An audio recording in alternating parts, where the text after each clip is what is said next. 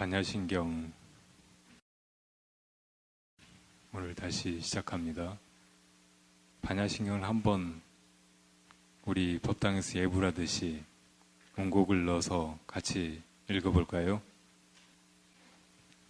마하반야 바라밀다 심경과 한자제보 사랭신반야 바라밀다 조견온 개궁 도일체고핵 사리자색불이 공공불이 색즉시 공공즉시 색수상행시역부여시 사리자시제법공상불생불멸불구부저 부증불감시고 공중무색무수상행식무안이비설신의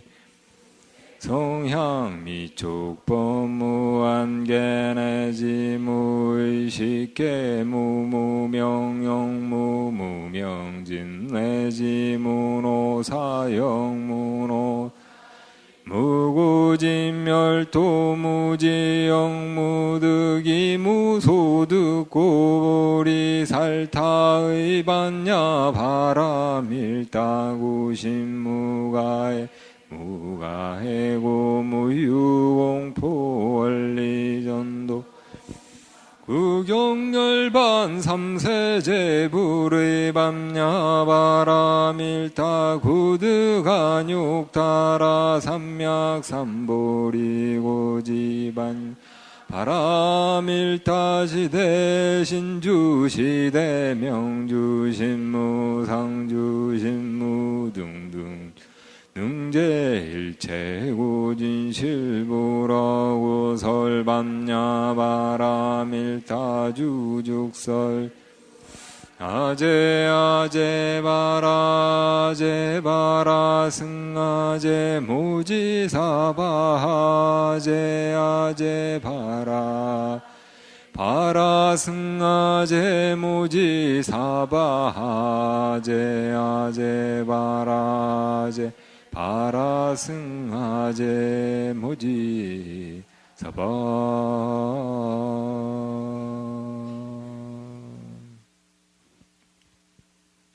우리가 예불 할 때마다 읽고 너무 익숙해서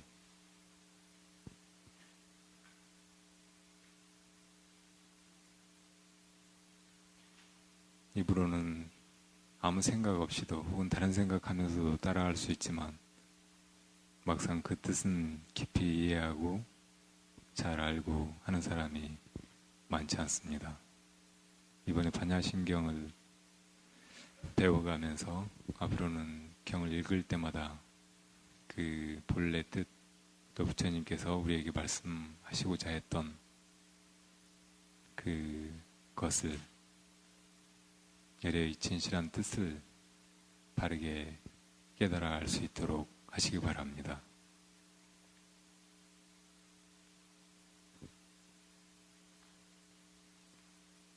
관세음보살님께서 반야바라밀다를 행하시다가 오온이 다 공한 것을 비추어보시고 일체의 괴로움을 넘어서셨다.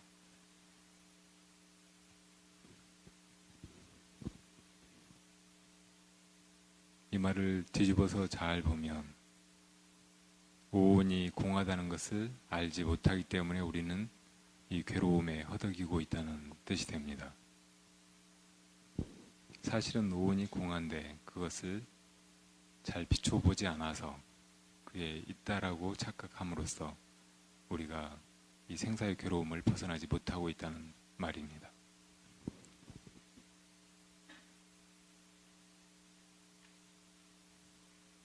사실은 왜 본래 비어서 없는 것인데 그것이 있다고 착각될까?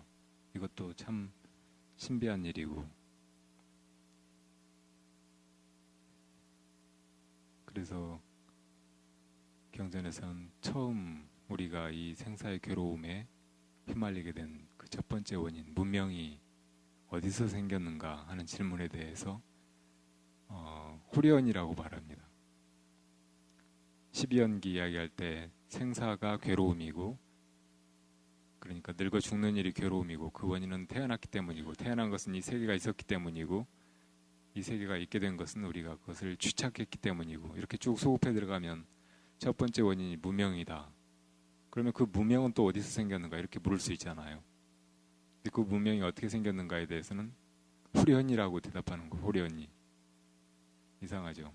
모든 것에 다 원인이 있는데 왜 무명에는 원인이 없이 후련이라고 말했을까요?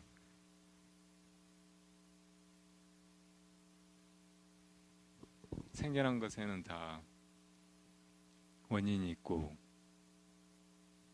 그런 인과관계 속에서 모든 것이 생겨나고 사라지는데 무명은 후련이 생겼다 이 말은 사실은 무명이 없는 것인데 그것이 중생이 문득 있는 것으로 생겨난 것으로 착각하게 되었다는 말입니다. 무명이 생겨났다기보다는 없는 것인데 있는 것처럼 잘못 알게 되었다는 말이에요. 그러니까 무명이 원래 있는 것이고 그것에서 모든 것이 다 벌어졌다면 무명을 없애는 일도 있고 그 없애야 될 이유도 있고 하겠지만 사실 그 무명은 깨닫고 보면 원래 없는 것이고 없앨 일조차 없는 것이에요.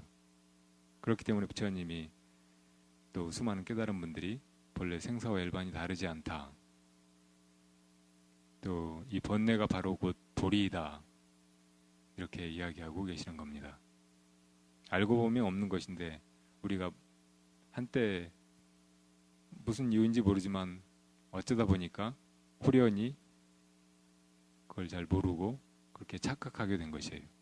그러니까 생겨난 문제는 그런 착각이지 실제 문제가 아닌 것이에요. 저번에 비유했던 그 밤에 길 가다가 앞에 하얀 천이 나부끼는 걸 보고 아 귀신이다 하고 착각했다가 등불을 가지고 가서 비춰보고 그게 귀신이 아니고 나부끼는 천차락이라는 것을 알아채고 괴로움이 없어졌다면 그 불안이나 두려움이 없어졌다면 귀신이 생겼던 것은 아니거든요. 귀신이라는 착각이 생겼을 뿐이지.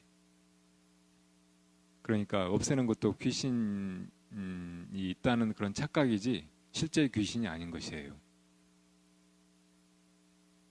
따라서 우리가 이 연기를 공부할 때나 혹은 괴로움을 소멸하는 길을 공부할 때 이 모든 일이 그 후련히 일어난 무명을 단박 떨치는 일, 한 번 딱 알아차리고 마는 일이라고 이해해야지 오래 공들여서 일정한 그 방식을 따르고 또 여러 인연을 모으고 시간을 들여서 애써서 그렇게 해야 되는 일이라고 하면은 또 그렇게 닦는 일, 고통을 없애기 위해서 하는 일, 그런 일조차도 유의의 일이 돼버려요. 애써 하는 일, 힘들게 해야 되는 일. 그리고 언제 될지 모르는 그런 막막한 일이 되어버리는 거죠. 그러니까 우리가 이 괴로움에 시달리는 것이 한때 후련히 일어난 그런 괴로움, 착각 때문이고 한번 내가 눈 딱 뜨고 제대로 보기만 하면 그 무명은 사실 없었던 것이고 또 그렇게 보는 순간 오간데 없이 사라져버리고 단박에 이 생사의 괴로움에서 벗어나게 된다는 것을 믿어야 됩니다. 자, 본래는 모든 것이 다 공해서 깨끗하고 맑고 밝은 상태인데 거기에 무엇인가가 이 본래 공한 상태를 더럽히고 그 위에 끼고 쌓여서 이것의 그 본래 바탕을 드러나지 못하게 하는 거예요. 그래서 이 온이라는 말이 쌓임이라고 번역을 해요. 쌓임. 그러니까 먼지 같은 거, 때 같은 것이 본래 바탕에, 본래 청정한 그 자리에 끼게 된 것을 얘기하는 거죠. 그러니까 사실은 이 온은 없는 것이에요. 그런데 이것이 있는 것처럼 드러나면서 이제 본래 청정한 그것을 우리가 망실하게 잃어버리게 되는 것입니다. 어떤 것이 있다고 생각하면 그것은 본질적으로 지난번에도 얘기했듯이 좋다라는 생각을 일으킬 수 있고 싫다라는 생각을 일으킬 수 있고 좋지도 않고 싫지도 않다라는 생각을 필연적으로 수반하게 돼요. 그러면 당연히 좋은 것에 대해서는 그것을 취하려고 하는 마음이 일어나게 되고 싫은 것에 대해서는 그것을 피하고 없애려는 마음이 일어나게 되고 또 좋지도 싫지도 않은 것은 그래도 이것이 존재한다는 느낌 때문에 본래의 편안하고 지혜로운 그런 상태를 가리게 되는 것이죠. 여기에서 이제 취한 것이 얻어지지 않는다든지 또 버리고자 하는데 그것이 버려지지 않는다든지 하면 반드시 이것이 괴로움을 야기하게 된다는 것입니다. 어두움, 무지, 좋지도 싫지도 않은 것에서는 무지가 이렇게 벌어지고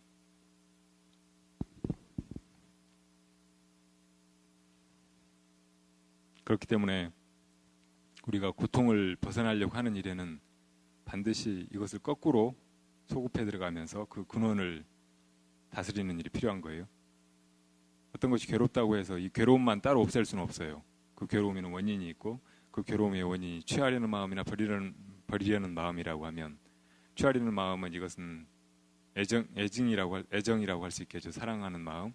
또 버리려는 마음은 증오심, 싫어하는 마음, 진심 이런 것들이 원인이고 그래서 그 원인을 버리려는 노력이 필요한 거죠.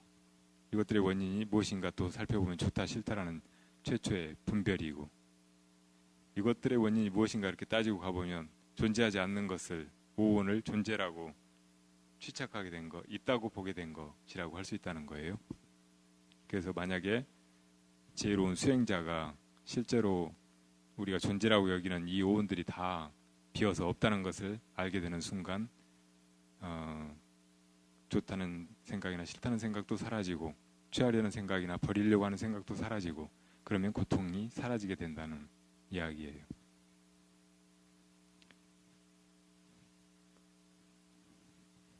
보르네오 섬이라는 섬이 인도네시아에 있죠.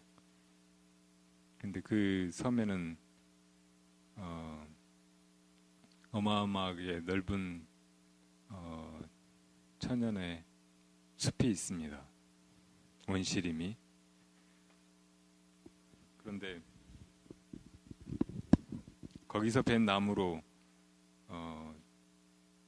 수없이 많은 목재가 만들어지고 그 전에 이제 다른 지역에서 생산되는 나무들은 그렇게 크지가 않아서 그걸로는 집을 짓거나 그때그때 필요한 다른 목재들을 구했지만 그 보르네오 섬에서 나온 목재가 나오면서 베니아판이 만들어지기 시작했어요.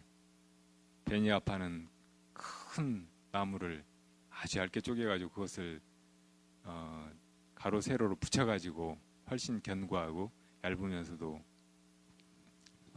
탄력이 있게 만든 그런 합판이잖아요. 그런데 그 보르네오 섬에 나무를 쓰기 시작한 게 식민지 시대의 어떤 사건 때문이라고 합니다. 서구의 열강들이 동남아 쪽으로 진출하면서 그 지역에서 무엇을 뺏어갈까, 무엇을 가져갈까, 무엇을 채굴해 갈까 하는 마음으로 이것저것 다 눈독을 들여서 찾았는데 보르네오 섬에 와서 보고는 이 어마어마한 나람들이 나무 하늘 닿듯이 솟아있고 몇 아름인지 잴 수도 없는 그렇게 큰 나무들을 이것만 갖다가 배다가 팔면은 어마어마하게 돈을 벌겠다 생각하고 다 눈독을 들였어요. 그래서 이제 유럽 쪽에서 큰 함선을 가지고 와서 이쪽 사람들한테 돈을 좀 주고 원주민들한테 나무를 좀 베어달라고 하면은 너도나도 아무것도 가진 것도 없고 가난한 사람들이니까 가난하고 헐벗는 사람들이니까 서로 나서서 나무를 다 벨 줄 알고 다 그러니까 벌목을 해줄 수 있는 노동자가 될 줄 알고 와서 그렇게 제안을 했는데 원주민들이 그렇게 누가 와서 나무 좀 베겠냐고 하면 그걸 왜 베냐고 되면은 우리가 돈을 주겠다고. 돈 가지고 뭐 하느냐고. 돈 가지고 뭐 음식도 사고 옷도 사고. 아, 여기는 나무만 올라가면 바나나가 주렁주렁 매달려 있고 우린 더워서 옷도 안 입는다고. 그래서 돈 가지면 할 수 있는 다른 거 재밌는 거 할 것도 많다고. 우리는 재밌는 것도 필요 없고 그냥 시간 나면 서로 이야기나 하고 잠이나 자고 한다고. 그러니까 아무도 그 나무를 벨려고 하지 않는 거예요. 그래서 다 이제 큰 돈을 가지고 또 이것저것 다 장비랑 배를 가지고 왔던 사람들이 다 실패하고 돌아갔대요. 근데 어떤 머리 좋은 사람이 간계를 꾸몄어요. 무슨 복잡한 계략도 아니고 큰 함선에다가 배에다가 오토바이를 잔뜩 싣고 왔어요. 그래가지고 처음에 사람들한테 오토바이를 사라고 한 게 아니고 그냥 그 섬에 내리자마자 오토바이를 타고 붕붕거리면서 막 돌아다녔대요, 섬을. 그러니까 사람들이 세상에 처음 본 이상한 물건이, 이상한 말이 사람을 태우고 번개같이 이쪽에서 나타났다 저쪽으로 사라지고 또 저쪽에서 빵 하고 나타나서 온 동네를 시끄럽게 지나다니고 하니까 면허 없이 그걸 이제 구경하러 나와서 그 소리만 나면은 나와서 구경을 하는 거예요. 며칠을 그렇게 돌아다니다가 한 번은 이제 동네 총각들 보고 이거 타보겠냐고 하니까 아, 총각들이 우리 타보겠다고 다 그러니까 그 오토바이를 한 대씩 나눠줬어요. 이 사람 저 사람 할 것 없이 다 오토바이만 타고 막 돌아다니는 거예요. 근데 조금 타고 다니다 보니까 오토바이가 안 가는 거예요. 왜 이게 안 가냐고. 아, 사람도 밥을 먹어야 움직일 수 있지 않느냐. 이놈도 뭘 먹어야 된다. 아, 그럼 이게 뭘 먹느냐고. 이놈은 기름이라는 걸 먹는다. 그럼 그 기름은 어디서 나느냐고. 기름은 사야 된다. 어떻게 사느냐고. 돈이 있어야 된다. 돈은 어디서 나느냐고. 저 나무를 베면은 돈을 주겠다 그랬어요. 아, 그럼 나무 베겠다고. 그래서 젊은 사람들이 이제 가서 나무를 베기 시작했어요. 몇천 년 동안 자기 조상들이 터전을 삼아서 살았던 그 숲을 조금씩 베기 시작했습니다. 그리고 얼마 안 가서 그 섬의 주민들 대부분이 다 벌목 노동자로 전락하고 말았어요. 처음에는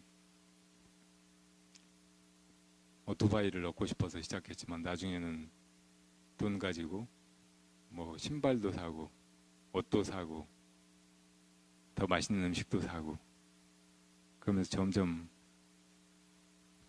이것저것 서양 사람들이 가지고 사는 것을 다 자기들도 필요하다고 생각하게 되고 그 필요한 것을 구하기 위해서 돈을 벌게 되고 돈 벌기 위해서 나무를 베게 되고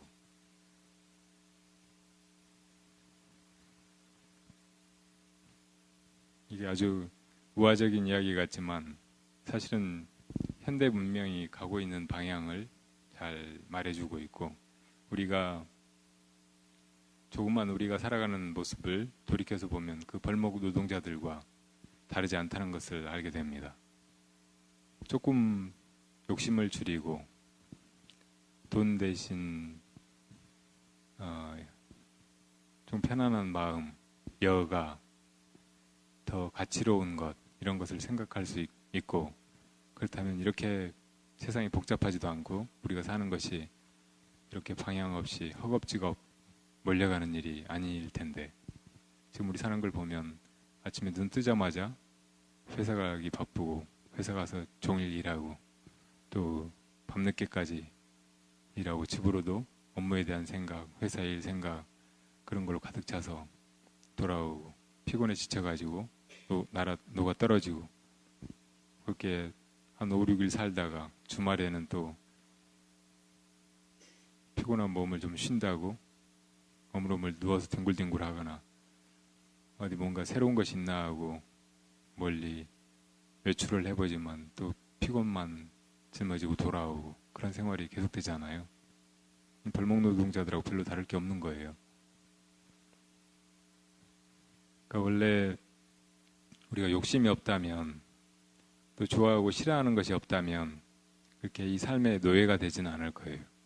부처님께서 우리가 애욕 때문에 이 세상에 태어나고 생사의 굴레에 얽매여서 저 열반의 세계에 나아가지 못한다 하는 얘기가 그저 관념적인 그런 가르침이 아닙니다.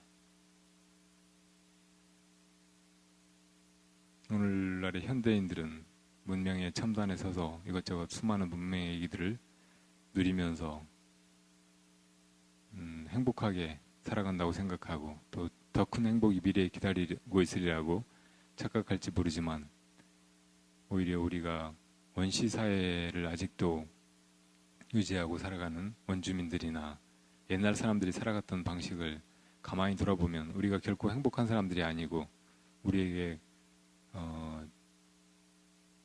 미래가 그다지 희망적으로 느껴지지 않을 거예요. 부시맨이라는 영화 많이 보셨을 거예요. 근데 그 부시맨 찍었던 실제 부시맨 그 주인공이 영화를 2탄, 3탄 이렇게 찍고 굉장히 부자가 됐대요. 영화 배우였으니까. 그런데 나중에 이제 그걸 찍고 나서 고향으로 돌아가라고 하니까 돈을 많이 벌어가지고 007 가방 몇 개에다가 돈을 가지고 가다가 이제 비행기가 더 이상 갈 수 없는 데서 헬기로 데려다 준다고 헬기 타고 가는데 갑자기 007 가방을 열어서 뒤집더니 창밖에다가 돈을 다 뿌려버리더래요. 왜 그 돈을 다 버리느냐고 하니까 우리 집에 가면 이거 하나도 쓸 데가 없다고.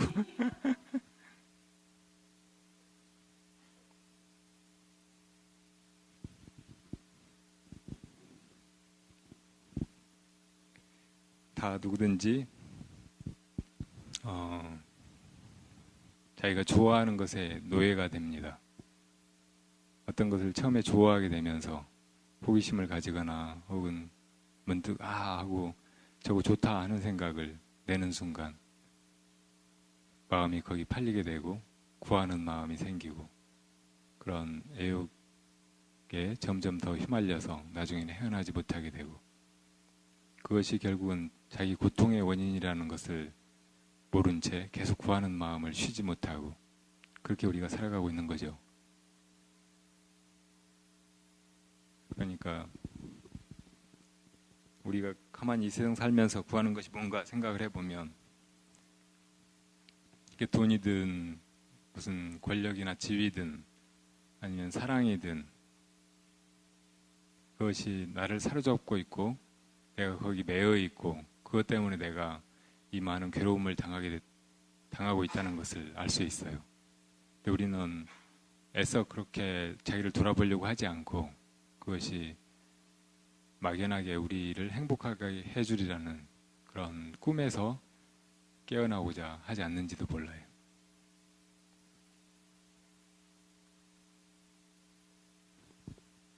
이 인류사 속에서 가장 많은 주제가 되었던 뭐 이야기의 주제든 삶의 주제든 노래의 주제든 주제가 되었던 것이 사랑이잖아요. 그런데 사랑에 대해서 가끔 옛날 시인들이 써놓은 가사 보면 재밌는 거 많아요. 사랑은 눈물의 씨앗이라고.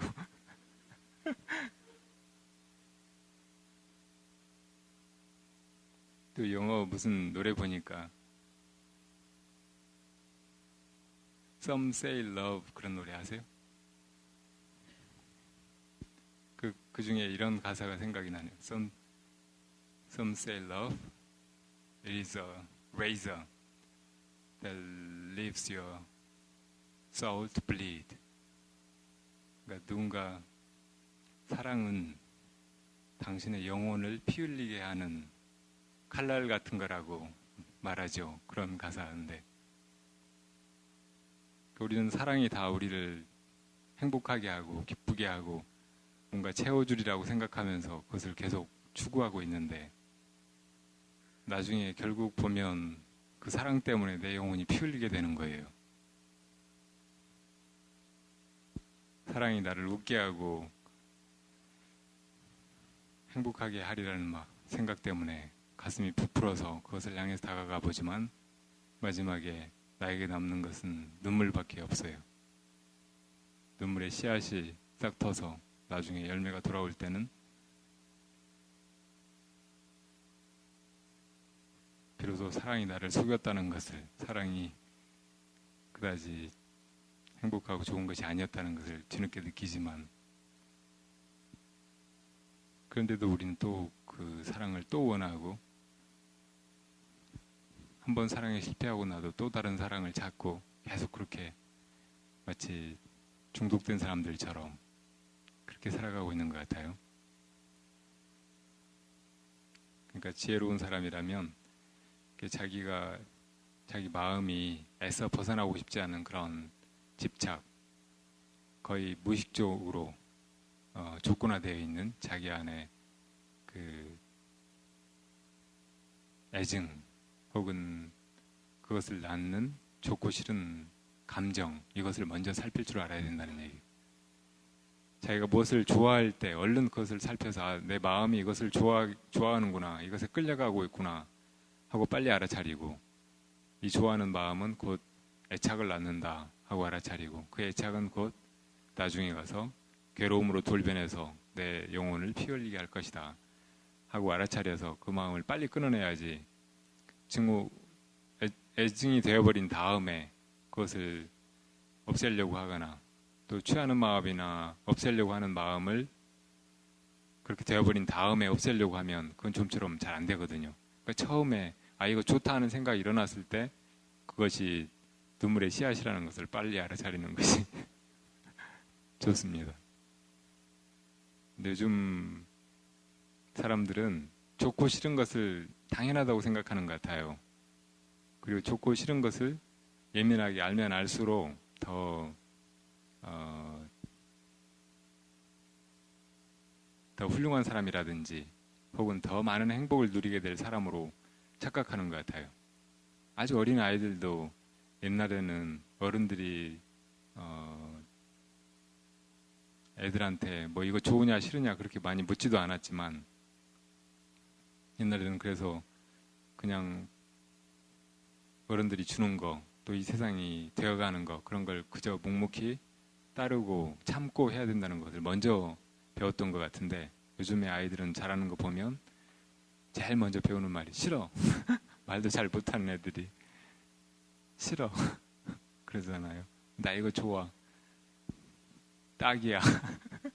그래서 먼저 그렇게 좋아하고 싫어하는 것을 배우고, 좋아하는 것을 취하고 싫어하는 것을 멀리하는 것을 거의 당연한 것으로 여기면서 그걸 머릿속에 깊이 이제 각인시켜가면서 성장하기 때문에 사는 것이 늘 불만에 차고 늘 견딜 수 없는 괴로움에 빠뜨리고, 어른이 되어갈수록 더 행복해지는 것이 아니라, 더 지혜로워지는 것이 아니라 더 복잡하고 더 고통스럽고 더 헤어날 수 없는 그런 고통에서 허덕이게 되는 것 같고, 그래서 나이 좀 들고 가끔 자기 존재를 돌이켜보면 너무나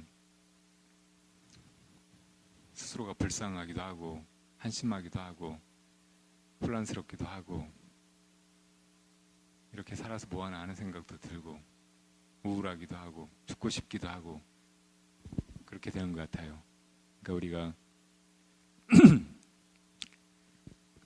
처음에 좋아하는 감정, 싫어하는 감정, 이것이 일어났을 때 빨리 그것을 알아차리고 그런 감정에 휘말리지 않게 되는 것, 또 그것의 공성을 알게 되는 것, 이것이 우리가 사는 동안 겪는 이 많은 괴로움이나 답답함, 슬픔, 이것을 넘어서는 그 첩경이라는 것을 알아야 할 것 같습니다.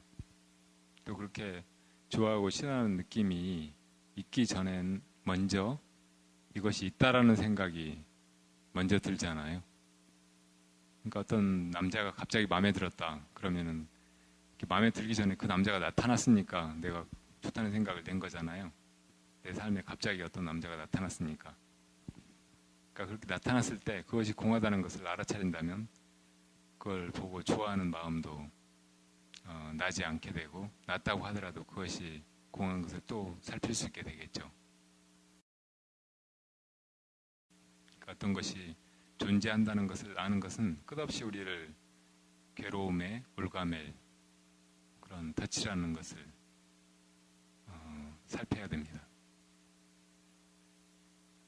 존재를 공으로 통찰하는 힘이 커지면 커질수록 내가 좀 더 편안해지고 자유로워지고 모든 것으로부터 당당하게 되겠죠.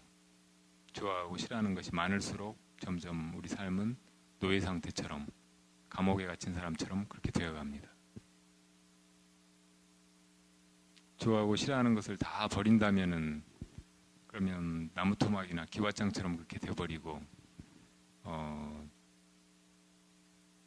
아무것도 못 느끼는 무미건조하고 지극히 사무적이고 아무런 감수성이나 감성도 없는 그런 사람으로 변해버릴까요?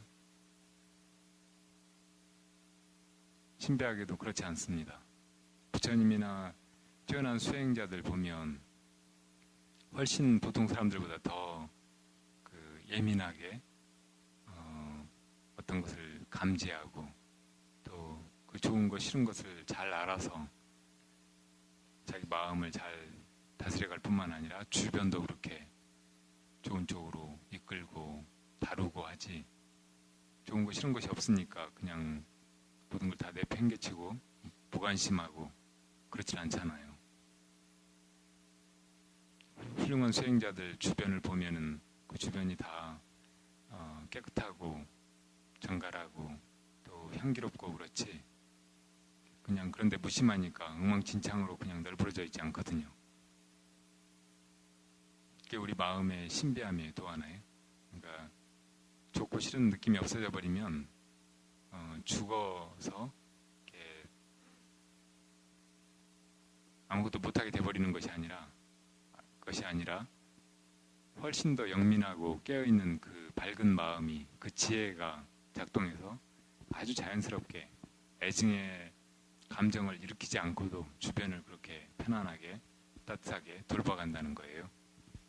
저번에도 얘기했듯이 좋아하는 싫어하는 그런 마음이, 두 양변의 마음이 사라지면 그 마음은 죽은 마음처럼 그렇게 아무것도 모르게 되는 것이 아니고 진실한 자비심이 일어나는 거예요. 그 자비심이 모든 것을 다 함이 없이 무의 가운데서 다루가게 된다는 이야기입니다.